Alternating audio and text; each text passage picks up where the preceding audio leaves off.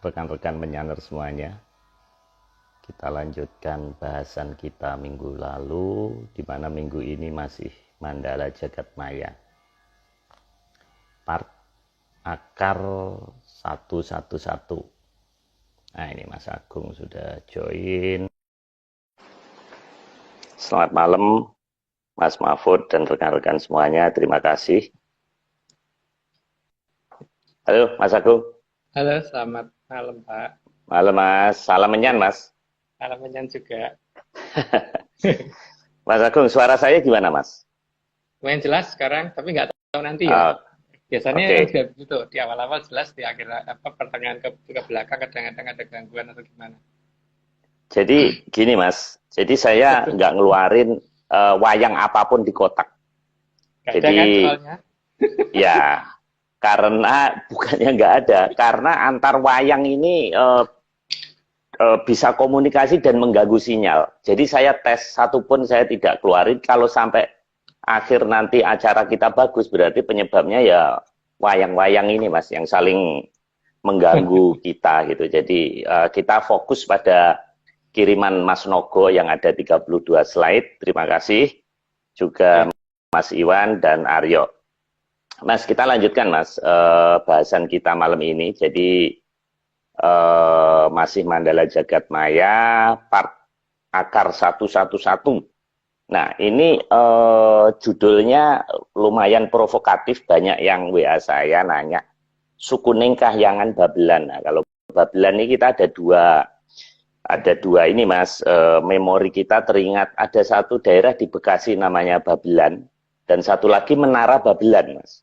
Nah itu, namun Mas, saya pengen puter satu video pendek saja, kita potong, itu ada di YouTube kira-kira 5 bulan lalu, rekan-rekan bisa apa namanya browsing juga untuk menanggapi ada Mas Keril Faradis dari Surabaya yang dia bilang katanya guntur 1 jam terus-menerus. Nah ini saya mencari ini Mas, jadi saya mau play rekan-rekan semuanya, coba kita lihat seperti apa ini penampakan. Naga makan matahari.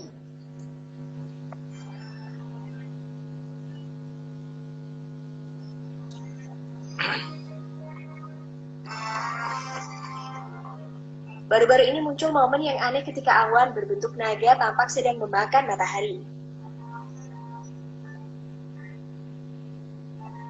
Formasi awan yang tidak biasa terlihat di sebuah desa di Kabupaten Tanah Laut, Kalimantan Selatan, Indonesia pada Senin 21 September 2020. Salah seorang warga yang tinggal di desa tersebut mengatakan mereka melihat awan naga di langit sekitar matahari terbenam. Ia mengatakan momen langka ini sangat menakjubkan. Awan langka itu akhirnya berubah bentuk setelah hampir setengah jam sebelum malam. Wah, menakjubkan sekali ya guys.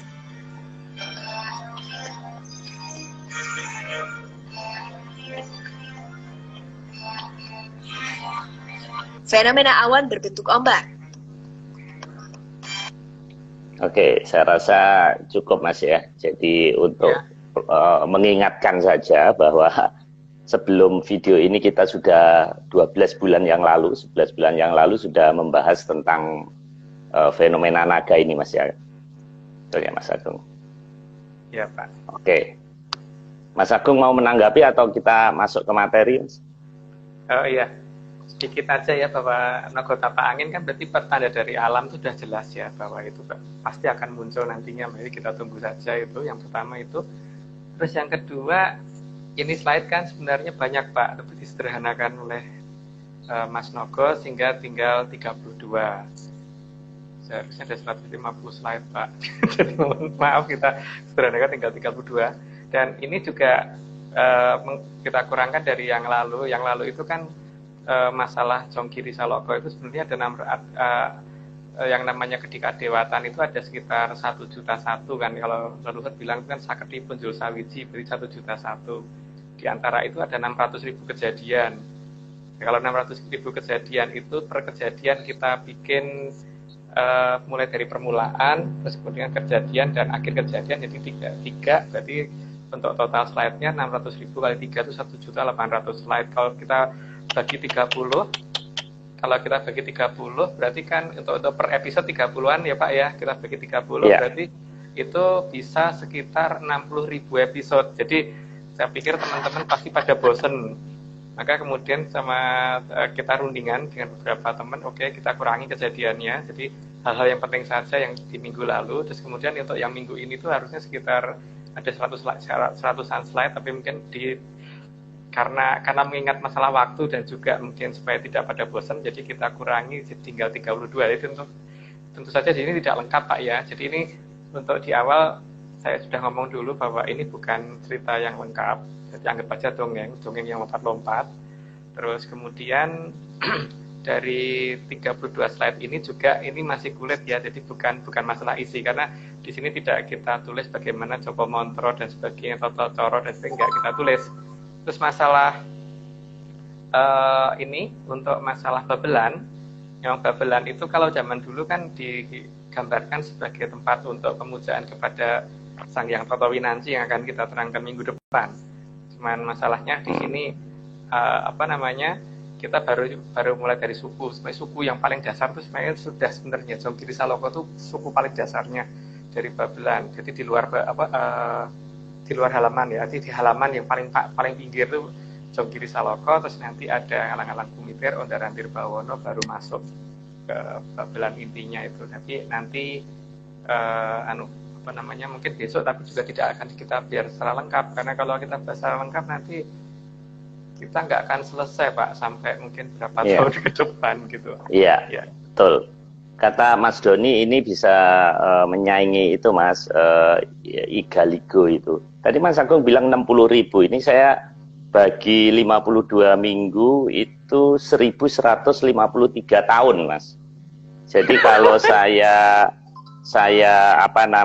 bagi 70, usia saya misalnya itu perlu 16,5 kali reinkarnasi, itu dengan asumsi mulai lahir ceprot itu sudah bahas Atlantis. Jadi lahir ceprot ya. Itu baru, tapi kalau kita mulai itu baru Jonggiri Saloka. Ya, itu belum yang lain ya. Itu baru permulaan Jonggiri Saloka, belum kejadian berikutnya di Jonggiri Saloka belum. Iya. Nah, kalau saya reinkarnasi 16,5 tahun, kalau saya memulai usia 30 setengahnya ya, 30 terus sampai setengah hidup, berarti kali 2, berarti saya perlu reinkarnasi 32,9 kali Mas. Selama 70 tahun itu baru ya? Iya, 0,9. Jadi sangat tidak mungkin itu. Mungkin saat itu IG Live sudah berubah jadi apa, nggak ngerti itu Mas. Oke Mas. Kita lanjutkan Mas, ini nanti waktu nggak cukup lagi. Jadi rekan-rekan semuanya mohon izin 1 jam ke depan ini kita akan membahas dulu. Mas Nogo ada di chat, apabila ada pertanyaan. Ini gambarnya kelihatan Mas ya? Segini aja Mas ya? Kelihatan ya? Sih. Lumayan, kelihatan, oke. Cuman nggak tahu untuk yang lain ya, untuk saya sih kelihatan. Oke, kotaknya ya. Agak samar ya, kurang-kurang dekat agak mundur. Sih, Pak. Itu kan malah justru kurang dekat. Ya, jadi... malah dekat. Oke, Mas. Oke, nah, segini gitu. saya rasa cukup. Baik, Mas, kita mulai. Ya, iya, memang tulisannya tidak begitu jelas, Mas. Oke, nggak apa-apa. Nanti kita zoom, mungkin kalau zoom beberapa gambar mungkin kita tayangkan kembali yang dirasa perlu. Nanti nggak semua gambar. Oke. Baik, yang pertama, slide pertama, di atas kayangan Jonggiri Salaka terdapat kayangan Babelan. Ini tadi Mas ya, yang disinggung tadi ya. Jadi Jonggiri Salaka ini saya pikir paling tinggi Mas. Ternyata ada di atasnya ada Babelan Mas ya. Jonggiri Salaka itu bawah Pak, Babelan paling bawah. Karena Babelan itu berarti yang menentukan waktu Pak. Sebentar, mungkin besok untuk jelasin masalah Babelannya ya. Tapi versi Menyan ya Pak ya, versi Wedasa Songko Menyan ya. Oke Mas, versi Rebu Malam. Oke, slide kedua. Kayangan Babelan terdiri dari 3 bagian. Kaki kayangan yang merupakan halaman dari kayangan Babelan, lengkehing atau lerengnya kayangan Babelan, puncaking Kahyangan Babelan yang dinamakan Kahyangan Puncaking Pemalang. Jadi ada 3 Mas. Halaman, terus lereng, terus puncak Mas ya. Ya. Ya, Oke. jadi kalau halaman itu terdiri atas dari tadi yang paling bawah itu Jongkiri Saloko, terus kemudian masuk ke Ngalang-Alang Kumiter, terus baru Ondar-Andir Bawono itu ada di halaman. Lanjut Pak. Oke. Baik. Kita lanjutkan Mas. Slide ketiga. Halaman dari Kahyangan Babelan terdiri dari 2 bagian. 1. Kahyangan Alang-Alang Kumiter di paling pinggir. 2. Kahyangan Ondar-Andir Bawana yang lebih dekat ke lengkehing Kahyangan Babelan. Nah itu tadi Mas ya. Ya, cuman kurang 1. Harusnya Jongkiri Saloko masuk, cuman mungkin saya kemarin lupa ngasih tahu, jadi ya ini lompat 1.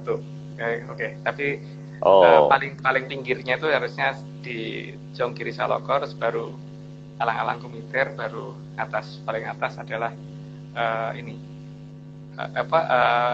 Alang-Alang Kumiter, terus kemudian Ondar-Andir Bawono yang ada di halamannya Babelan. Dan itu kemudian sama nenek moyang kita, supaya kita memorinya kita nggak lupa, maka kemudian dijadikan tradisi berupa tumpengan. Tumpengan itu seperti itu. Jadi selain ada dalam bentuk bangunan yang saat ini ditimbun, juga ada bangunan yang saat ini disembunyikan sehingga tidak bisa dilihat. Tapi yang yang dibikin supaya jadi memori kolektif adalah dalam bentuk sesaji, dalam bentuk tumpengan itu. Maka tumpengan biasanya ada 3 jenis kan Pak, tumpengan nasi putih, nasi kuning, sama tumpeng ketan. Yang tumpeng ketan itu yang tumpeng nasi kuning itu kan dari Jongkiri Saloko sampai ke Ondar-Andir Bawono. Kemudian yang tumpeng nasi ketan itu untuk perlambang keberadaan lengkehing atau lerengnya, lengkeh itu lereng. Terus Puncaking Pemalang itu dilambangkan tentang tumpeng nasi putih. Makanya kan dalam Sastra Mandologiri itu ditulisnya kan sang yang tanpa rupa, tanpa ini yang putih warnanya dan sebagainya itu. Kalau saya sebut nanti kan tidak menjadi ajaran sesat. Makanya saya tidak mau mengajarkan apapun. Ini hanya menceritakan apa-apa yang ada di sana ya, yang ada di luar negara kita gitu. Oke. Saya baru tahu Mas kalau buceng atau tumpeng itu ternyata perlambang ya. Oke Mas, kita lanjutkan. Slide keempat. Penggambaran adanya Kahyangan Babelan selalu diletakkan di atas kepala Sang Hyang Batara dan Sang Hyang Batari. Ini menunjukkan bahwa para Sang Hyang Batara dan Sang Hyang Batari tunduk kepada penguasa yang ada di dalam Kahyangan Babelan. Oh, ini Mas ya, bagian penutup kepalanya itu Mas ya, itu perlambang ya. Iya, makanya kan sebenarnya para Mahaprabu zaman dulu kenapa mahkotanya seperti itu? Karena itu menunjukkan bahwa yang nitis ke beliau itu siapa gitu.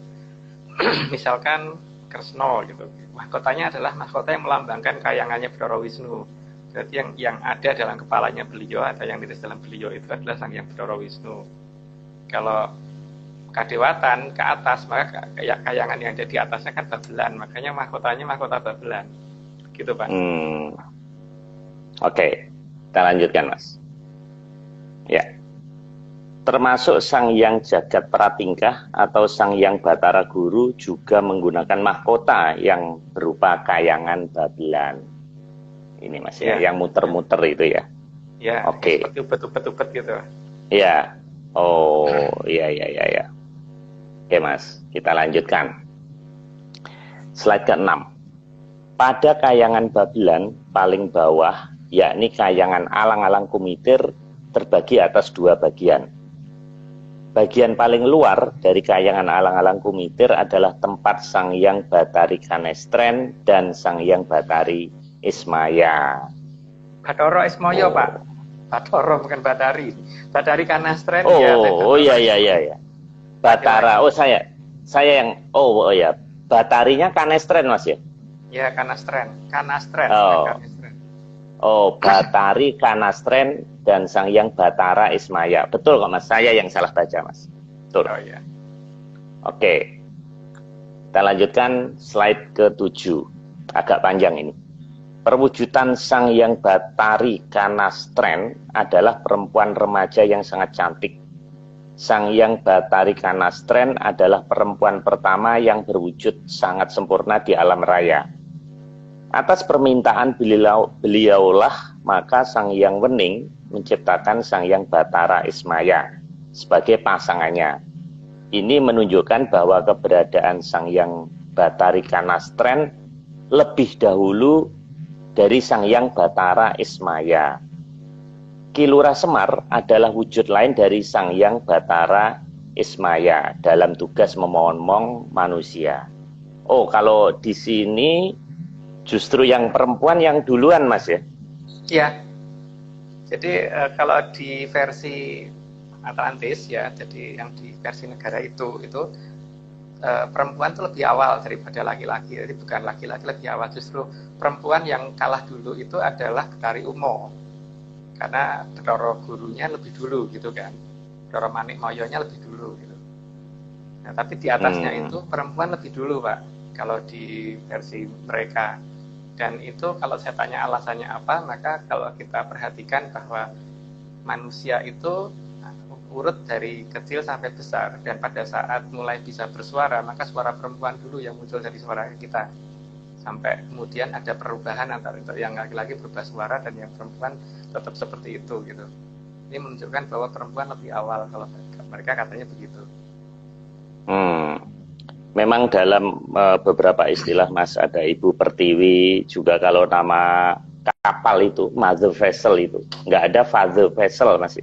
Adanya ya. MV, mother vessel, Bukota. Kapal induk, Bukota, kemudian angin ya,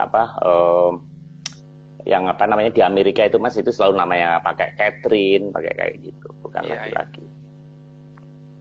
Oke, Mas, ke-8. Untuk ikut momong anak cucu di Arcapada, maka Sang Hyang Bathari Kanastren ikut mendampingi Ki Lurah Semar dengan cara masuk ke dalam kuncung Ki Lurah Semar dengan alasan agar anak cucu tidak terlalu silau dan kuat dalam berhadapan dengan Ki Lurah Semar. Karena cahaya yang dimiliki oleh Sang Hyang Bathari Kanastren jauh melebihi terangnya Sang Hyang Jagat Pratingkah. Itu, Mas. Ya, sangat susah dilihat. Makanya kan kalau di tradisi mereka itu menghormat itu kan berarti menutupi mata gitu kan, Pak, karena karena tataran yang dilihat di atasnya ada tataran yang lebih tinggi yang mempunyai kekuatan cahaya yang lebih tinggi, sehingga untuk mengamankan mata supaya mata tidak rusak maka ditutupin mata gitu. Nah, sekarang berkembang menjadi seperti itu untuk di negara kita, tapi di negara mereka tetap seperti itu. Mas Agung, katanya di India tokoh Semar itu tidak ada, Mas ya? Semar Gareng Petruk Bagong itu. Ya kan India aturannya mereka mengikuti ini kan Siwa, Pak. Kalau kita kan mengikuti Betara Ismaya, bukan Siwa. Gitu. Beda makanya ajarannya, Pak, antara Siwa dan Sang Hyang Betara Ismaya lain.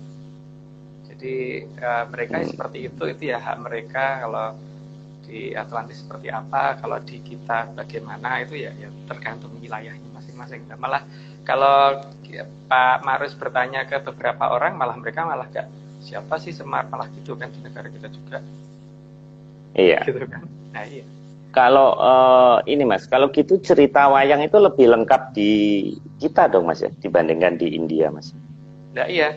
Nah, kalau lihat dari susunannya di India itu juga cuman itu aja kalau saya lihat. Jadi urutan dari sebelum jagat digelar sampai jagat sudah digelar, terus kemudian kerajaan pertama sampai akhir zaman. Penjelasan itu kan tidak mereka jabarkan. Kalau di kita kan diurut dari mulai jagat gemelar, jadi mulai alam raya dibuka satu persatu. Makanya nanti kalau diungkap akan banyak nama-nama yang secara astronomi tidak ada, sampai sekarang masih belum ditemukan namanya gitu, Pak. Padanannya belum ketemu. Ya seperti kalau kita kan ngomong bahwa ada jagat bilangan, itu berarti galaksi gitu kan. Tapi ada beberapa istilah yang belum bisa saya ungkapkan di sini, itu tidak ada dalam istilah sains barat gitu loh. Dan mereka mungkin teleskop mereka belum nyampe ke tahapan itu gitu loh, Pak. Nah ini di sini bahkan itu nama-nama kalau saya cari di India nggak ada. Saya beberapa kali mengadakan kontak dengan India nggak ada nama-nama itu karena memang mereka tidak mengenal itu, Pak. Karena beda jalur. Gitu. Oke, Mas, kita lanjutkan. Slide ke-9. Selain itu, kuncung Ki Lurah Semar juga merupakan senjata yang sangat berbahaya. Apabila Ki Lurah Semar marah dan melepas serta melempar kuncungnya ke pihak lawan, karena ada kekuatan dari Sang Hyang Bathari Kanastren, maka di alam raya ini tidak akan ada yang sanggup menghadapi kuncung Ki Lurah Semar. Oh, bukan kentut, Mas ya. Katanya kalau di pewayangan dulu saya kecil katanya itu kentutnya yang jadi senjatanya Semar, Mas. Ada banyak sih, Pak. Cuman yang paling berbahaya kalau udah ngumbar kuncungnya itu yang paling bahaya. Kentut iya, tapi tidak sebahaya kalau itu. Kalau yang ini. Ini lebih berbahaya daripada itu, Pak. Oh. Oke. Slide ke-10. Sang Hyang Bathari Kanastren merupakan palenggahan atau dampar kencana dari Sang Hyang Wenang. Karena perwujudan Sang Hyang Wenang adalah sosok bayi, maka menjadi tampak alami apabila bayi lebih sering digendong oleh ibunya. Gimana, Mas, ini penjelasannya? Ya. Jadi urutan kedewatan makin ke atas itu bukan makin gede bentuknya, Pak. Justru bentuknya makin kecil tapi powernya makin gede. Dan sistem komando di sana bukan kemudian lu kalau nggak nurut dihukum gitu, enggak. Jadi seperti Sang Hyang Wenang ya. Sang Hyang Wenang wujudnya seorang bayi yang sudah bisa merangkak. Itu yang jelas Sang Hyang Wenang ini kalau misalkan datang atau paling gampang kalau kita melihat seorang bayi yang datang, entah siapapun pasti akan rela jadi pembantunya tanpa dia minta, atau Pak.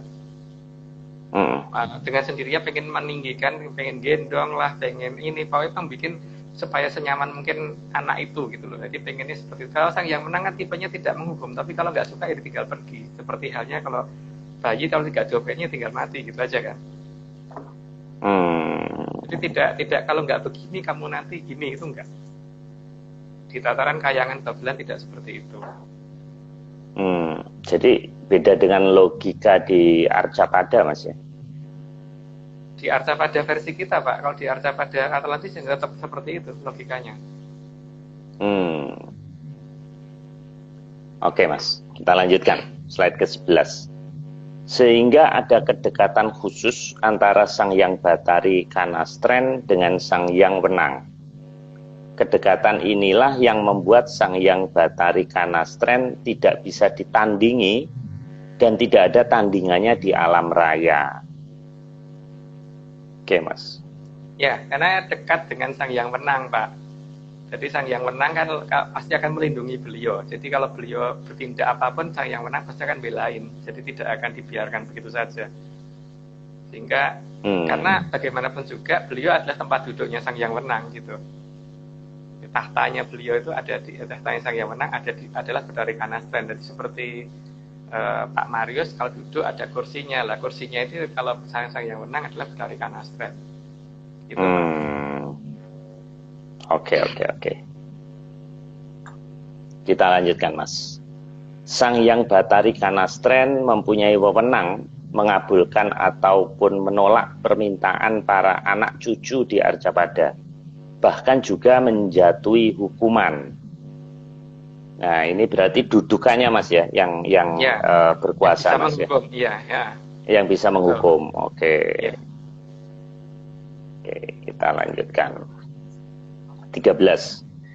Kayangan alang-alang kumitir teratas atau dikenal sebagai puncaking kahyangan alang-alang kumitir merupakan kayangan tempat Sang Hyang Maharani yang berada di atas kayangannya Sang Hyang Bathari Kanastren. Oh, tempatnya di alang-alang kumitir, Mas ya? Ya, paling atas, alang-alang kumitir yang paling atas tempatnya Sang Hyang Maharani. Paling atas. Dan wujudnya juga perempuan lagi, Pak. Tapi mungkin akan dijelaskan di bagian bawah ya, mungkin di slide berikutnya nanti Oh, ya. oke. Ini Mas. Ya. Wujud Sang Hyang Maharani adalah anak kecil perempuan pra-remaja. Oke. Ya, Ini seperti itu. bisa berubah atau selamanya memang perwujudannya anak-anak, Mas? Emang Atau nanti kan makin itu lama makin tua gitu? enggak, karena udah jagat kelanggengan Pak, makanya makin wujudnya ya seperti itu terus gitu. Dan inilah yang namanya Sang Hyang Maharani gitu, yang di atasnya Sang Hyang Bidari Kanastren. Jadi justru di atasnya bukan makin besar, malah makin kecil Pak, secara wujud. Karena sesuai dengan urutan manusia hidup, dari apa sampai jadi apa gitu loh Pak. Oke. Cuman ini gambarnya cuman ini ya Pak ya, apa namanya? Ilustrasi Mas ya. Ilustrasi, karena kan kalau mencari gambar aslinya sangat sulit. Gitu. Oke. Kita lanjutkan slide ke-15. Di sana Sang Hyang Maharani ditemani oleh Sang Hyang Batara Antiga atau Sang Hyang Batara Teja Mantri. Sang Hyang Batara Antiga yang saat turun ke Arcapada bernama Ki Lurah Togog, dan pada masa kerajaan Induk Mojopahit dikenal sebagai Ki Lurah Sabdo Palon. Oh, ya. Begitu ya Mas ya. Ya, cuman pada saat mendampingi di sana, jadi di Kayangan Ngalang-Alang Kumiter paling puncak, itu bukan berwujud seperti itu. Ini kan karena gambarnya seadanya aja Pak ya. Wujudnya adalah wujud satrio yang sangat ganteng banget gitu. Tapi wujudnya wujud anak seusia Sang Hyang Bidari Maharani gitu. Jadi bukan berwujud seperti orang yang makin gede, enggak. Jadi kan memang dulu waktu Sang Hyang Wening menciptakan telur, waktu diremet pecah jadi 3 macam, yang cangkang atau kulit telurnya berubah jadi Bathara Teja Mantri, itu wujudnya kan anak kecil. Terus kemudian Sang Hyang Bathara Ismaya dari putih telurnya itu anak remaja. Terus kemudian yang orang dewasa kan yang kuning telurnya itu jadi Manik Moyo. Nah, Manik Moyo dengan menikah dengan Bidari Umo. Terus kemudian Sang Hyang Bidari Kanestren menikah dengan Sang Hyang Bathara Ismaya. Nah, yang ini tidak menikah Pak, karena masih usia segitu kan memang belum ada orang menikah toh Pak. Itu gambaran seperti itu kan teman bermain kan Pak. Gitu. Jadi hanya menemani di sana di Kayangan Puncak Ngalang-Alang Kumiter. Gitu Pak. Oke. Kita lanjutkan Mas. Slide ke-16. Sang Hyang Maharani juga merupakan wahyu besar yang akan turun saat peralihan dari zaman Kala Bendu ke Kala Suba. Wahyu besar itu disebut dengan nama Wahyu Ero Cokro. Ero berarti emas, Cokro perubahan, Ero Cokro berarti perubahan ke zaman keemasan. Nah ini Mas, yang relevan akan kita hadapi Mas ya, zaman ini Mas ya. Ya, makanya Ero Pak bacanya ya. Karena Ero itu artinya masih banyak orang yang salah menerjemahkan menjadi Heru Cokro kan. Artinya bukan Heru, cuman di Jawa kuno itu penulis huruf hidup kan selalu dibacanya A. Seperti ngaturaken gitu kan bacanya H ngaturaken gitu kan. Jadi hari bacanya hari gitu kan. Karena itulah kebiasaan orang di daerah Jawa. Terus kemudian kalau kita biasanya ada imbuhan di depan gitu loh, seperti Bandung jadi Bandung gitu kan Pak. Ini namanya Ero Cokro, Wahyu Ero Cokro, bukan Heru Cokro. Itu wahyu yang nanti akan membawa perubahan ke zaman keemasan. Keemasan. Ya harusnya nggak lama, karena kalau melihat pertandanya sudah sangat dekat kalau beliau akan turun. Gitu. Jadi wujudnya justru bukan malah orang dewasa, tapi malah anak-anak. Tapi kalau kita lihat tanda-tanda ekonomi kita, kelihatannya kita banyak utang, kemudian penduduk makin banyak, kemudian kesulitan ekonomi itu gimana Mas? Yakin Mas Agung zaman itu bisa tercapai? Yakin. Jangan keemasan. Karena masih banyak yang disembunyikan oleh leluhur kita dan tidak akan mudah dibuka begitu saja gitu Pak. Karena posisi saat ini bagi saya ya, rekonstruksi sejarah kita saja itu masih tidak tepat kalau menurut saya ya, karena orang ngomong Mojopahit di mana, kalau saya kan ngomong ada dekat Cibubur, timur Cibubur, bukan tidak di Jawa Timur. Itu salah satu contohnya ya. Itu semua sudah meninggali suatu apa yang akan bisa kita pakai di masa depan gitu.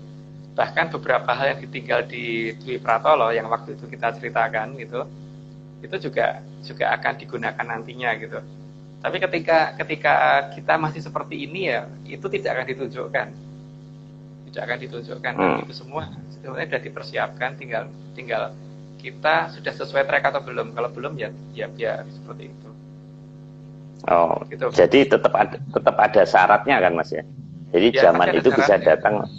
Oh. Ya, tapi kalau misalkan syaratnya sudah terpenuhi juga ya pasti akan ada suatu cara yang kalau saya ceritakan nanti saya dianggap meresahkan masyarakat, Pak. Jadi mungkin nggak saya ceritain. Gitu aja. Oke Mas, kita lanjutkan Mas. Oke. Slide ke-17. Dalam wujud Wahyu Eru Cokro, Sang Hyang Maharani akan melindungi putra sulung Sang Hyang Batara Indra yang bernama Sang Hyang Batara Brojomusti, yang akan mengadakan perubahan zaman dibantu oleh Kilurah Sabdopalon dan Kilurah Nayagenggong. Nah, ini ada tokoh Nayagenggong ini Mas. Ini perwujudan atau tokoh baru ini Mas? Nayagenggong itu Semar, Pak. Jadi hanya pergantian nama aja karena di zaman itu pakai nama itu gitu kan beliau. Nah, yang Brojomusti itu putra Bathara Indra yang paling sulung, yang memang tugas beliau nanti kan di peralihan zaman ini ya. Itu jadi beliau yang akan turun bersama Wahyu Cakraningrat didukung oleh itu Wahyu Ero Cokro, kemudian masuk ke Satrio Piningit gitu kan. Nah, Satrio Piningit itu tahu siapa, mungkin Pak Marius atau gimana gitu. Wah, jangan Mas, jangan. Nanti IG live-nya nanti digantiin orang lain Mas. Jangan. Nanti yang bacain nggak ada nanti Mas. Oke Mas, kita lanjutkan slide berikutnya. Di atas kayangan alang-alang kumiter terdapat kayangan ondar-andir bawana. Ini Mas ya, yang tadi Mas ya. Oke. Ya, kayangan ondar-andir bawana itu kayangan tempat orang yang dapat dikatakan tidak bisa salah udah. Di situ tempat Sang Hyang ya tidak bisa salah. Oh. Seperti itu sih biasanya loh. Iya. Oh iya benar, di slide berikutnya ini. Kayangan ondar-andir bawana ke atas merupakan kayangan bagi yang tidak pernah salah dan selalu benar. Oh. Nah, ini manusia bisa nyampe sana nggak Mas nanti? Tidak semua orang sanggup Pak, karena kuatnya cahaya yang ada di sana itu membuat orang jadi makin silau dan tidak bisa melihat apa-apa gitu loh. Makin ke sana makin tinggi kan, makin kuat sekali. Kalau dikatakan ada yang bisa, ada. Karena Raden Bambang Wisanggeni kan ada di Ondar-andir Bawana. Cuman, ya tapi tidak semua bisa nyampe sana memang. Nah, dikatakan tidak pernah salah gini toh Pak, karena kan itu berarti keperwujudan mulai dari Sang Hyang Sabdojati ke atas, itu mulai dari wujud anak balita yang mulai bisa bicara sampai ke wujud bayi yang Sang Hyang Wenang tadi kan. Nah, ini kan kalau anak balita itu melakukan apapun, tetap aja yang salahin orang tuanya. Ya kan, bukan dia yang salah. Iya. Karena itu sudah kodrat dari urutan di Babelan seperti itu gitu.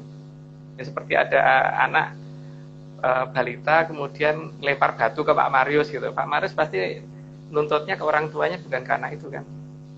Karena itu mana nggak bisa salah. Untuk di usia segitu nggak bisa salah di perwujudan itu ya, karena kan semua orang itu pernah mengalami perwujudan dari kadewatan yang melekat ke kita di masa lalu sampai ke masa sekarang. Harusnya kan orang itu berpikir bahwa zaman aku kecil gitu, zaman biyen, ketika aku masih muda, kebalik. Yang ada zaman dulu itu kan ketika kita tua harusnya kan. Kebalik Pak. Sebenarnya di masa itu adalah masa-masa di mana kita masih menggunakan wujud dari kadewatan gitu kan. Lanjut dulu aja Pak. Oke. Karena nanti malah slide-nya ke kado duluin nanti. Oke Mas, itu di chat ada Mas Noviana Ardi Nugroho. Ini gambarnya seperti kayak mata satu ini. Ya nggak apa-apa,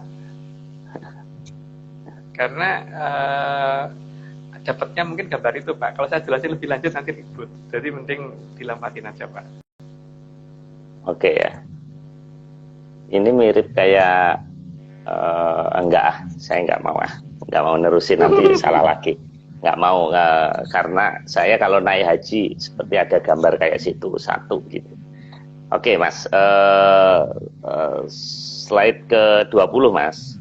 Kayangan ondar-andir bawana terdiri atas 2 bagian.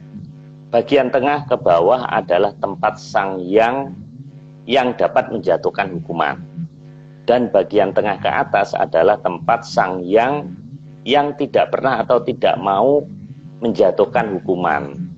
Oh, ini pembagian tugas Mas ya di sini ya? Iya Pak. Ya, karena memang ini toh Pak. Bapak bisa lihat deh, yang namanya anak kecil itu ketika wujud bayi itu kan berarti mana ada bayi kok menghukum orang, nggak ada kan. Bayi marah tuh nggak, marah-marahnya bayi juga akan sampai kemudian menghukum. Tapi kalau anak balita itu bisa menghukum kan Pak, minimal dia bisa ngelempar batu gitu loh. Karena kodratnya alam seperti itu gitu, bahwa dari ondar-andir bawana tengah ke atas itu tidak akan pernah mau menghukum, karena memang tidak mau di situ. Tapi untuk yang di bawah itu masih mau menghukum gitu loh, masih bisa menghukum. Ya. Ini saya mau ucapin selamat malam dulu Mas ke Bu Nur Sudiati, Bu Doktor, dan juga kandidat dokter Mas Mahfud. Jadi malam ini Mas Agung didengerin 2 dokter nih Mas. Oke, saya teruskan Mas. Slide ke 21. Kayangan ondar-andir bawana terbawah adalah tempat Sang Yang Sabda Jati. Sang Yang Sabda Jati berwujud anak balita yang mulai bicara dengan sangat jelas. Nah ini kayak tadi Mas ya, ini malah balita Mas, ini bukan ABG lagi Mas. Iya, makin turun kan bentuknya, makin kecil. Karena sesuai dengan Wedasa Songkolnya Atlantis, itu menunjukkan bahwa asal-usul manusia itu seperti apa gitu. Jadi makin ke sana, berarti lah wujud Sang Yang yang pernah kita ini, karena wujud Sang Yang yang pernah kita gunakan di masa lalu itu sesuai dengan urutan itu gitu loh Pak. Makanya dikatakan Sang Yang Sabda Jati, karena apa? Karena pada saat itulah anak mulai bisa bicara dengan sangat jelas gitu. Oke. Tuh, makanya makin ke sana bukan makin gede, makin kecil wujudnya, tapi powernya makin gede. Kok saya ingat ada serat namanya apa ya? Ada Wirid Hidayat Jati atau apa Sunan Gunung Jati, ini nggak ada hubungannya Mas ya? Oh, sama sekali nggak ada Pak.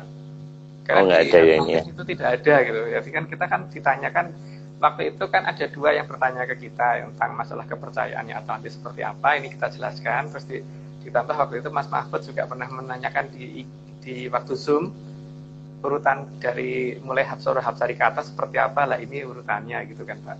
Cuman ya tidak detail karena kita kan memang bukan ini ya Pak ya, bukan perguruan. Oke. Jadi ini bisa didiskusikan tapi jangan diperdebatkan Mas ya. Oke, kita lanjutkan Mas, slide ke-22. Sabda yang sejati adalah bentuk dari ketempatan Sang Yang Sabda Jati. Semua yang ada di kayangan, mulai dari para kumara luhur, hapsara-hapsari, dorandara-dorandari, widadara-widadari, dewa-dewi, batara-batari, semua ketempatan Sabda Jati. Sehingga perkataan para beliau itu bisa sangat berarti dan bisa sangat berbahaya apabila diujarkan sambil marah. Oh, jadi Sabda Jati ini bentuknya ucapan gitu Mas, atau kutukan atau apa Mas sebenarnya? Bukan kutukan, anak balita yang baru bisa bicara lengkap itu, tapi masuk ke semua para dewa dan semua raja yang ketitisan wahyu ya. Kalau raja nggak ketempatan wahyu ya enggak. Jadi kalau bahaya itu kalau ngomong misalkan ngumpat orang jadi apa jadi beneran kalau ketempatan Sang Hyang Sabdojati. Jadi di sini sudah tidak pakai nama Bathara atau Betari, tinggal pakai nama Sang Hyang ya Pak. Iya. Tingkatannya lebih tinggi lagi ini ya. Nah, manusia bisa ketempatan Sabdajati ini, Mas? Oh, banyak yang pernah ketempatan kayak Sri Aji Joyoboyo itu Sang Mahaprabu Kameswara kedua itu kan ketempatan banget, Pak. Maka bicaranya jadi kan urutan ramalan beliau, jangkau yang beliau ucapkan ya terjadi betul.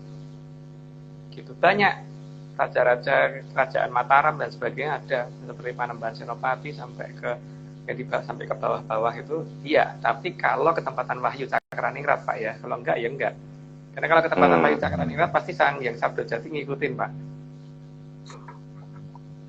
Mas, saya pernah baca jadi kisah Raja Mataram yang waktu itu pergolakan Mataram terus melarikan diri, kemudian di babat tanah Jawa nih Mas ya, terus dia dibegal, kemudian dia marah gitu, sang raja ini marah terus bilang kamu lumpuh. Nah itu si penjahatnya ini bisa langsung lumpuh seketika gitu Mas, padahal nggak diapa-apain, cuman disabda gitu aja Mas. Nah ya. Apakah bentuk seperti ini juga ketempatan Mas? Iya, jadi kalau bisa mengucapkan seperti itu ya ketempatan yang Sang Hyang Sabdojati Pak. Makanya hati-hati, makanya zaman dulu yang namanya raja benar-benar dihormatin sama rakyatnya dan dibikin supaya jangan sampai beliau marah gitu. Nah, kalau marah bahaya sekali, tidak perlu sampai bertindak, baru bicaranya aja udah bahaya gitu. Tapi ya itu, seorang raja itu adalah seseorang yang prihatinnya paling besar dibandingkan rakyatnya, bukan kemudian paling kaya. Bukan lebih itu enak ya? Oh iya. Tapi kok banyak orang pengen jadi raja Mas? Itu padahal kan menderita Mas, harus prihatin tadi harus. Karena beda zaman Pak, beda ajaran, beda zaman. Kemudian kan masalah seperti bagaimana ketepatan Sang Hyang Sabdojati itu tidak ada, ajaran itu hilang. Yang pertama itu. Terus yang kedua misalkan orang punya Aji Condobirowo Pak, untuk ketepatan Condobirowo itu kan itu sangat berat sekali karena apa? Kalau kita makan kenyang maka si Condobirowonya kelaparan sehingga dia milih pergi. Kalau kitanya kelaparan dia kenyang, kalau kita ngantuk dia kita bangun dan ngantuk dia enak bisa tidur Condobirowonya. Tapi kalau kita tidur Condobirowonya bangun dan dia ngantuk maka dia mesti malah milih pergi dan sebagainya. Nah ini harus makanya seperti Sri Aji Jayabaya waktu itu kan beliau cuma makan kunyit, jadi kunyit diparut. Makanya kan tempat keraton beliau nggak jauh dari tempat untuk nanam kunir, maka ada daerah namanya Sikunir di dekat keraton Dahanapura yang sebenarnya, ini bukan daerah Jawa Timur ya. Terus kemudian makanya sama makan kunir, terus minumnya minum temulawak yang pahit, bukan temulawak yang sudah dicampur gula dan sebagainya, enggak Pak. Jadi serba nggak enak sama sekali hidup beliau itu. Itu untuk nebus supaya rakyatnya semuanya mulia Pak. Jadi bukan kemudian karena dia jadi raja maka dia harus paling enak, tidak, salah besar itu. Kalau zaman dulu nggak begitu ya. Atlantis juga pasti menggunakan seperti itu. Beda dengan negara kita lain kok Pak. Oh, jadi di sini ada generasi yang tidak nyambung gitu loh dulu sama sekarang. Kalau di negara kita loh. Iya. Itu tadi Mas Agung nyebut Cikunir. Itu apa? Ada tol Cikunir itu beda Mas ya? Nggak di situ. Ya, memang dekat situ. Nah itu. Tempat bikin buburnya kan makanya di daerah dinamakan Si Bubur Pak. Pakai kerajaan itu juga jauh dari situ gitu kan. Gitu loh Pak. Makanya Dahanapura harusnya tidak jauh dari Cibubur, nggak jauh dari Cikunir gitu kan harusnya. Demikian juga Majapahit nggak akan jauh dari Berantas yang asli, berarti nggak akan jauh dari Cibubur juga. Ini Berantas ini topik provokatif sekali itu. kalau tesisnya Mas Agung itu nantinya ditulis jadi ini Mas S3 itu Jawa dan Sunda nggak jadi perang loh Mas itu, karena ternyata Majapahit ternyata ya di Sunda juga gitu. Mungkin yang Mas Agung nanti dimusin orang Jawa Timur nanti.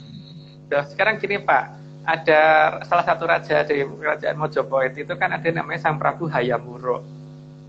Orang Jawa itu nyebut ayam loh Pak, ayam bukan hayam. Hayam itu sebutan orang Jawa Barat kan Pak? Iya.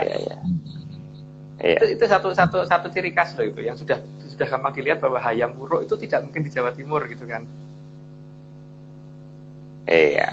Gitu kan. Terus raja dikatakan titisannya para dewa. Dewa itu dalam bahasa Sanskerta maupun Kawi itu disebut sebagai Sang Hyang. Jika kalau tempatnya kerajaan itu ada tempatnya para dewa, maka di tempat dikatakan tempatnya para hyang. Kenapa nama para hyangan bukan di timur tapi justru di Jawa Barat Pak? Gitu. Banyak sih alasannya, teman. Mungkin kalau diungkap perlu satu persatu nanti pada bosan dengerinnya Pak. Jadi mungkin nggak saya lanjut dulu setelah itu. Oke, kita lanjutkan nih. Kalau sudah mulai berantas Majapahit, nah udah rame deh udah. Ini udah pada WA masuk ke inbox saya. Oke Mas, kita lanjutkan Mas. Slide ke-23. Di atas Sang Hyang Sabda Jati ada Sang Hyang Sabda Wening. Wujud Sang Hyang Sabda Wening adalah anak balita perempuan yang belum jelas bicaranya. Loh, ini malah belum jelas Mas bicaranya ini Mas. Iya. Mas, kalau ngomong masih nggak teratur Pak. Itu yang wujud seperti itu makanya kan wujud orang yang nggak bisa salah toh Pak, wujud makhluk yang tidak bisa salah gitu. Dan tipe-tipe seperti itu adalah tipe di mana orang dewasa cenderung rela jadi pembantunya apapun yang dia lakukan gitu loh. Nggak ada orang yang kemudian orang yang nggak normal lah kalau kemudian lihat anak seperti itu pengen mukul, pengen menghukum, pengen apa, nggak mungkin. Yang ada dia pengen gendong, pengen meninggikan dia, pengen bikin dia nyaman walaupun kitanya yang susah gitu kan.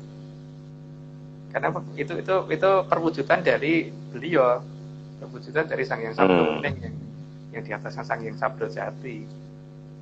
Dan ya seperti itu, ya, dengan tanpa beliau perintahkan, dengan sendirinya orang tunduk gitu kan Pak. Iya.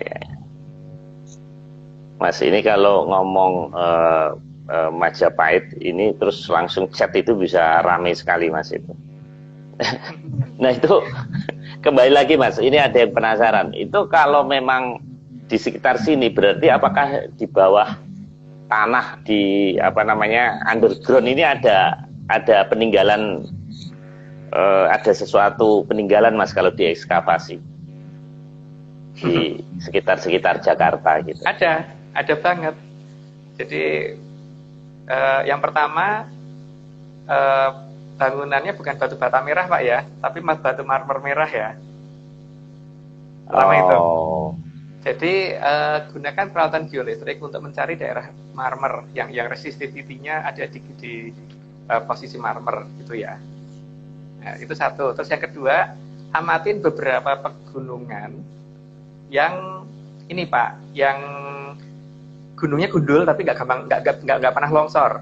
Karena itu sudah hukum alam kan, harusnya gunung itu kan kalau gundul kena hujan aja longsor kan. Ini yang nggak pernah longsor karena berarti gunung itu sudah dipasangin peralatan atau sistem yang membuat tidak bisa longsor gitu loh. Ini kan kalau saya buka terlalu jauh nanti mengganggu proses penelitian kita di lapangan Pak, karena saat ini kita baru sedang proses untuk mencoba mengungkap beberapa hal di lapangan, tapi memang tidak kita expose. Karena nggak ada gunanya diekspos sih Pak, kalau ternyata kalau diekspos juga yang ada malah kita nanti nggak bisa ke lapangan, karena daerah itu seperti kasus di beberapa tempat yang akhirnya yang ada cuman ya akhirnya terlalu banyak orang yang ke lapangan ke tempat tersebut sehingga akhirnya kita malah tidak bisa mengadakan penelitian secara detail gitu loh. Apalagi ditambah dengan Daru Beksi yang sudah mulai naik dari Pancopratolo menuju ke Eko Pratolo, itu bisa membahayakan banyak orang kalau tidak ngerti aturan bagaimana mengendalikan Daru Beksi. Gitu Pak. Makanya untuk penggalian dan sebagainya, kita tidak ngajak orang, karena di sini bisa bahaya sekali. Kalau orang merasa ngerti mungkin bertindak sendiri, ya itu tanggungannya sendiri. Makanya kita, supaya tidak menjadi tanggungan kita, ya berarti kita tidak ikut dalam kegiatan yang dilakukan orang lain, dan kita melakukan kegiatan itu sendiri dan tidak mau ada kerjasama dengan siapapun gitu. Gitu Pak. Iya. Baik. Mas tadi bilang gundul dan tidak longsor, saya nggak usah jauh-jauh Mas, itu kepala saya itu sebenarnya ada di depan mataku.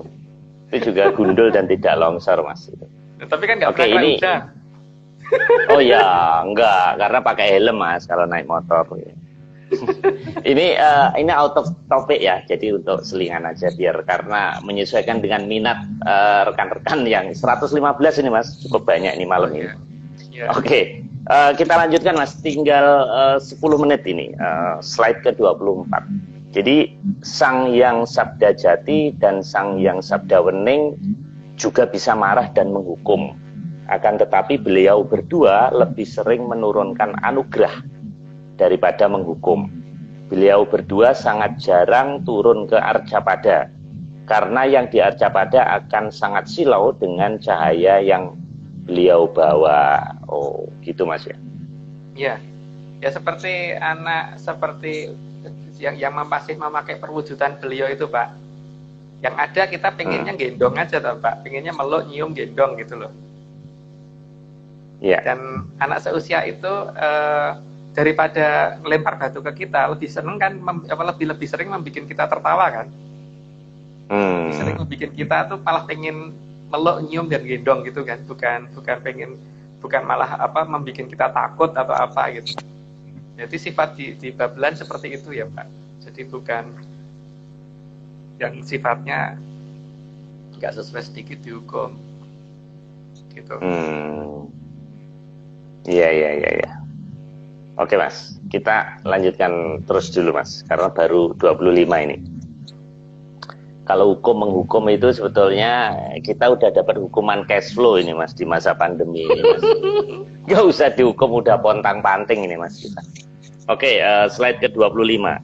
Di atas Sang Hyang Sabda Wening terdapat Sang Hyang Wening dengan wujud anak balita yang baru bisa berjalan. Oh, Sabda Wening dengan Sang Hyang Wening ini beda Mas ya? Beda nama sabdanya ya? Iya. Oh, gambarnya itu Pak, nggak keliru tuh gambarnya.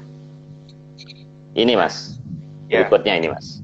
Ya, sebenarnya anak yang pasti tetahan itu loh Pak, cocoknya untuk perwujudan dari Sang Hyang Wening itu. Ya, ini. Memang posisi anak seperti itu kan memang ini kan sudah bisa, masih bisa pada posisi itulah yang hukuman bisa diturunkan kan. Anak seperti itu sudah bisa mukul, bisa ngelempar dan sebagainya gitu kan. Dia sudah punya dekarep gitu kalau kata orang Jawa. Iya. Oke Mas, kita lanjutkan Mas. Slide ke-26. Sang Hyang Wening inilah yang sering memberi anugerah melalui para Sang Hyang yang ada di Kadewatan untuk yang berada di Arcapada. Juga sering memberikan hukuman terhadap para Batara-Batari yang menyalahgunakan wewenangnya, termasuk Sang Hyang Batara Guru dan Sang Hyang Batari Uma yang pernah menerima kemarahan dan hukuman dari Sang Hyang Wening, Mas ya. Ya.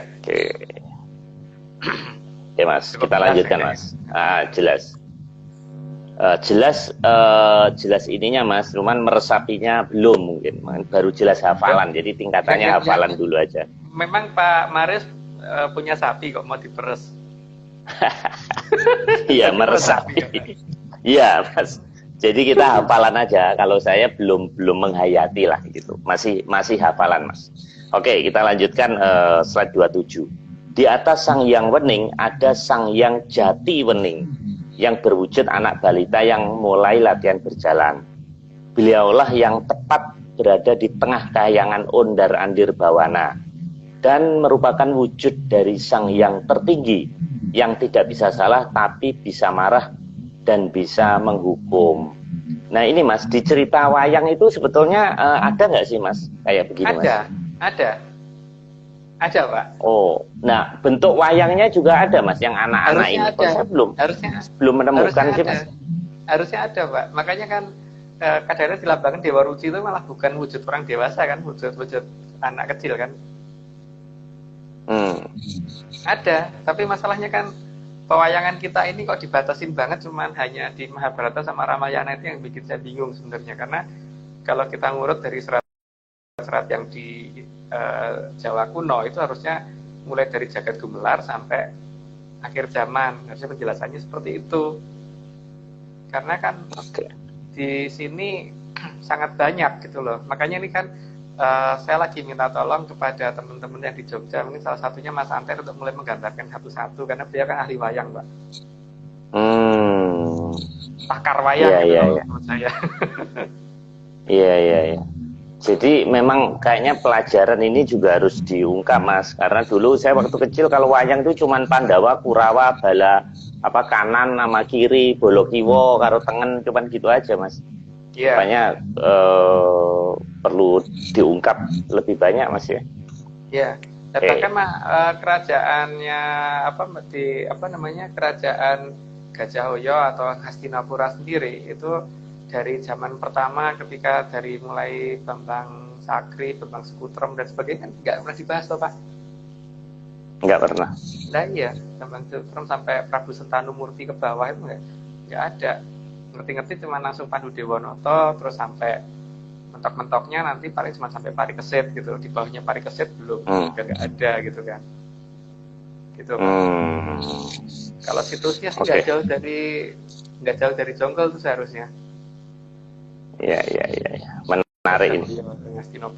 Moga-moga Mas Agung dipanggil oleh Kemenparekraf atau Dikbud ya ini untuk memberikan penjelasan versi Menyan ini.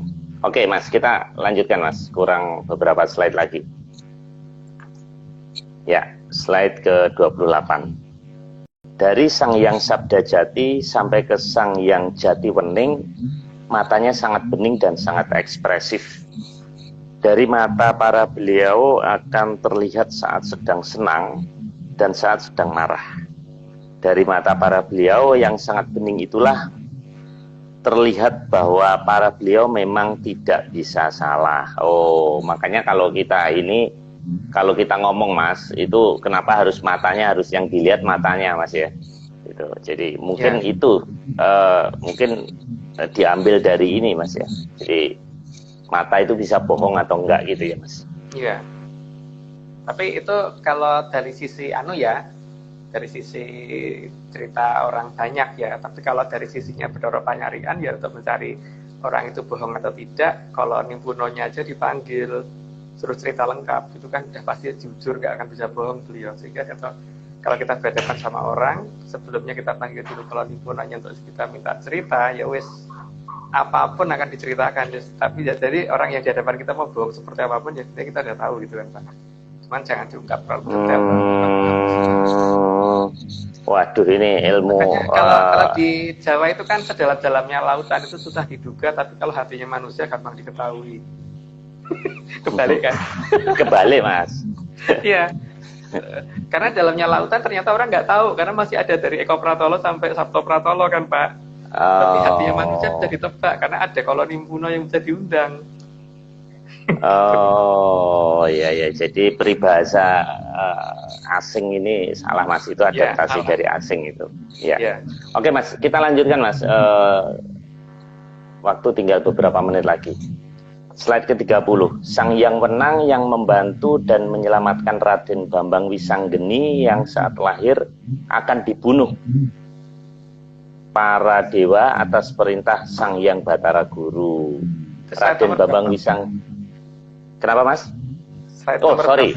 Ya. Slide 30. Sorry. Ya. Ya, enggak. Enggak, Mas. Bener, Mas. Ini 30. Saya belum ngeklik. Oh ya. Ya. Oke, Raden Bambang Wisanggeni merupakan cucu dari Sang Hyang Batara Brahma dan putra dari Raden Abimanyu dengan Sang Hyang Dewi Dersanala. Sang Hyang Dewi Dersanala adalah putri dari Sang Hyang Batara Brahma. Ini, Mas ya, tentang ini sejarah lahirnya Wisanggeni, Mas ya. Ya, oke. Bukan, berarti Wisanggeni memang mendapatkan hak untuk tinggal di Ondaran Tirbawono, Pak. Jadi ada satu-satunya manusia yang bisa sampai Ondaran Tirbawono ya beliau. Cuman masalahnya begini Pak ya, di sini kan ketika sudah mulai masuk ke pertengahan Undaran Tirbawana ke atas, ya, jadi sudah mulai masuk kayangannya Sang Hyang Wenang. Sang Hyang Wenang kan wujudnya masih wujud bayi yang baru bisa merangkak. Jadi di atas Sang Hyang Wenang sebelum masuk ke Kori Pengapit atau masuk ke Gua Garbo itu, masuk ke Babelan, itu masih ada 2 lagi di atasnya. Yang ini tidak akan kita ungkap karena nggak ada kepentingannya dengan ini ya. Karena kalau yang ini kan masih ada kepentingannya karena ada di cerita pewayangan juga sampai ke Sang Hyang Wenang gitu. Karena di atas Sang Hyang Wenang itu masih ada 16 plus 1. Dikatakan 16 plus 1 karena yang paling di atas nanti ya ada penjelasannya untuk besok yang minggu depan. Jadi kan pada dasarnya ini Mandala Jagadmaya ini masih kurang 2 kali lagi Pak. Di situ kita masuk ke Atlantis lagi. Tapi ini kan wujud Sang Hyang Wenang. Jadi kalau banyak di pewayangan yang kadang-kadang ditujukan ada orang yang berewok dan sebagainya. Tapi kalau yang kita dapat dari kerajaan sebelah yang ada di sana, yang ada di Atlantis itu menunjukkan bahwa Sang Hyang Wenang wujudnya bayi, bukan orang tua, gitu loh Pak. Dan yang namanya jadi bayi ini, itu, silakan Mas. Jadi ini bayi kayak bantu ini gitu Mas. Jadi dia lebih sakti Mas. iya. Makanya sistem komandonya Pak Maris bisa perhatikan sendiri, yang namanya bayi itu tidak perlu harus ngomong aku minta ini, tapi orang yang di dekatnya harus sudah tahu bahwa oh dia butuh dot, oh dia butuh ini, oh dia butuh ini. Kalau enggak yang goblok yang di dekatnya, bukan bayinya gitu loh Pak. Jadi sistem komandonya tidak kemudian kalau nggak nurut tak gebukin gitu, enggak. Dan ya, bayi nggak pernah salah Mas ya? Nggak akan pernah salah gitu. Oke. Ini slide terakhir Mas. Di atas Sang Hyang Wenang dan masih dalam kayangan Ondar Andirbawana masih ada 2 Sang Hyang lagi. Tapi kami hanya diizinkan menjelaskan sampai ke Sang Hyang Wenang. Di atas Sang Hyang Wenang, baik dari masih yang ada di kayangan Ondar Andirbawana sampai ke kayangan Puncak Ing Pamalang masih ada 16 plus 1 lagi tataran di atas Sang Hyang Wenang. Oh, ini 16 plus 1 lagi Mas di atas ini. Yeah. Nah itu ada namanya juga Mas. Ada nama-namanya ya. Itu mungkin sebagian saya ungkap besok. Sebagian sudah pernah kita tulis dalam Jagat Gumelar. Tapi memang dalam Jagat Gumelar sengaja kita tidak bikin lengkap.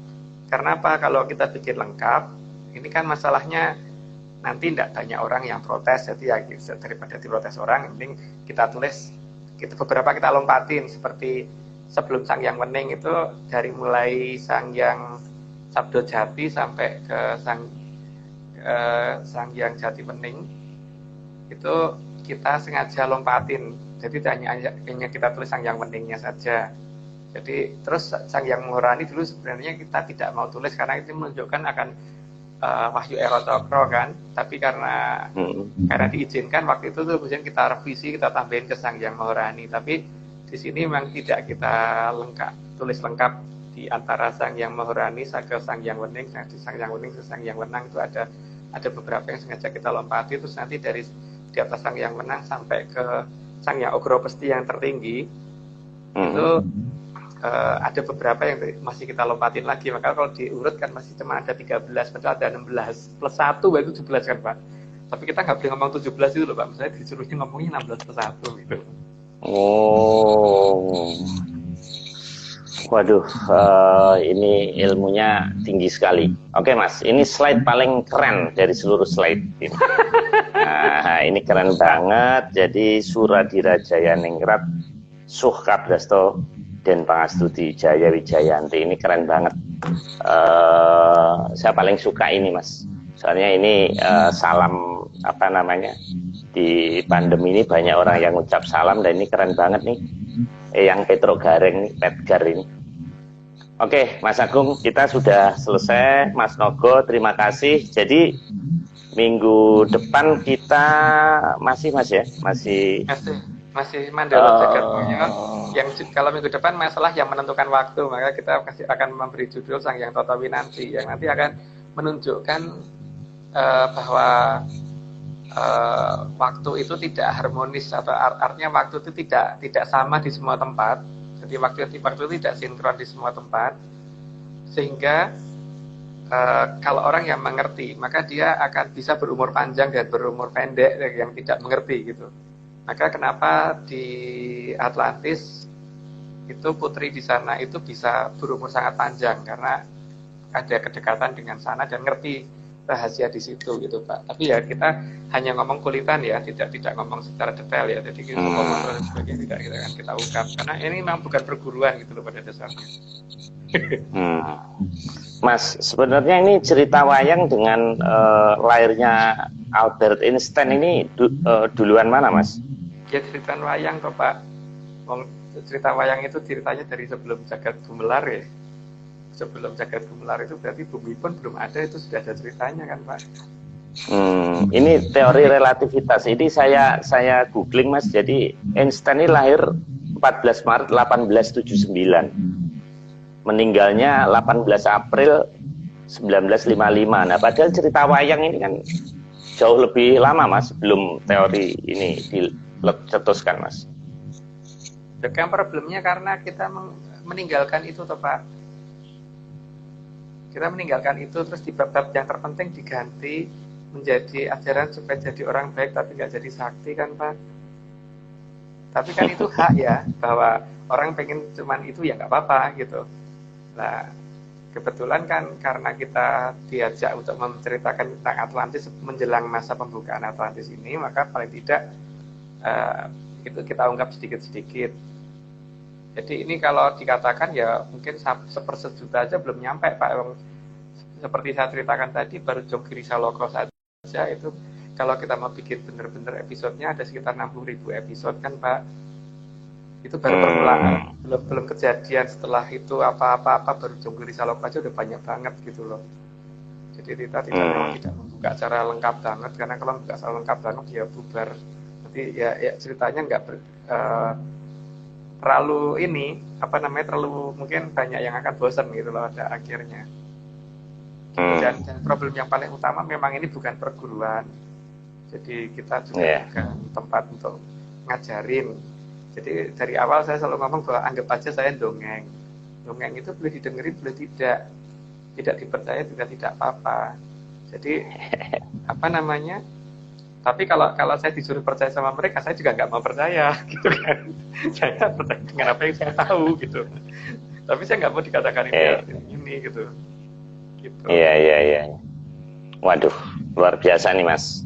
Jadi kita malam ini mengukir sejarah dunia Mas, karena di India ceritanya nggak ada. Jadi Mas Agung ini event-event berikutnya dan Mas Nogo ini mungkin suatu saat. Nah ini Mas Wisanggeni Cafe tadi, Babang Wisanggeni. Nah ini Mas Hari Jaran ini join juga. Oke, Bu Nur Sudiati terima kasih. Mas Doni, Museum Wayang Kekayon, matur suwun, Mas Mahfud dan rekan-rekan lain dari Sabang sampai Merauke. Terima kasih atas atensinya. Bagi yang ketinggalan silahkan ada di YouTube dan di IG Live. Di YouTube namanya Atlantis The Great. Sebentar Pak Maris kalau ngomong cuma dari Sabang sampai Merauke, tapi emang yang dengerin cuma dari Sabang sampai Merauke. Enggak kan Pak, ada yang di Hong Kong loh. Oh iya. Ada Mbak Mentari Ufuk Timur dari Hong Kong ya. Lebih mungkin ini dari alam Panca Pratala ini mungkin ada yang dengerin. Nah Mas Agung, malam ini suara saya gimana Mas? Jelas dari awal sampai akhir tidak putus kalau jelas, di ya? tempat saya ya. Jelas terus. Gimana Pak itu kok bisa begitu? Oke. Karena wayangnya saya masukin kotak sama sekali nggak keluar Mas. Jadi saya curiga ini adalah akibat interferensi. Jadi wayang itu emang nggak boleh buat guyon Mas. Jadi saya pikir itu wayang ada isinya juga. Jadi kalau kita ngomong dia juga pengen ikut ngomong gitu. Jadi saya masukin kotak aja biar sinyal kita bagus gitu. Ya nggak tahu benar atau salah, kenyataannya kan ya kita kan nggak tahu Mas, kok akhir-akhir ini begitu saya ngeluarin wayang kok selalu suara jelek gitu. Ya moga-moga aja itu benar. Oke Mas Agung, ini sudah lewat 9 menit, nanti saya didenda sama yang bikin Instagram. Terima kasih Mas Nogo, matur suwun, selamat malam dan salam menyan. Salam menyan.